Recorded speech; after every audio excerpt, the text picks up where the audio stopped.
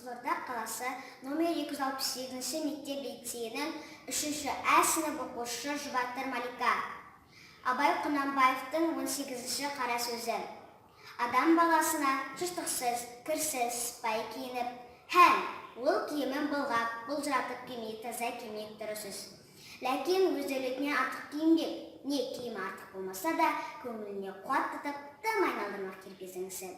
Кербездің екі түрлі қылығы болады.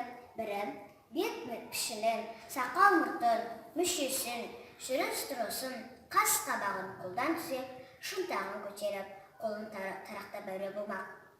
Біреуі атын, киімін, айран ішерім деп, солардың арқасында сыпайы, жұғымды жігіт атанбаққа, өзінен ілгерілерге еулеулі болып, өзі қатардың үшін күйдіріп, өзінен кейінгіге әттен, няй, осылардың атындай ат мініп, киімінде киім кигенің ярманы бар екен, үйтіғын болмаққа ойланбақ.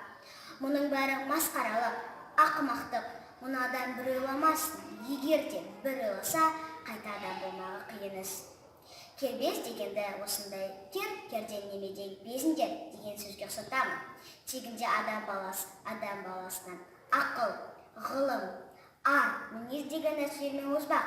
Онан басқа нәрселермен оздым ғой, демектің бәрі де ақымақтық.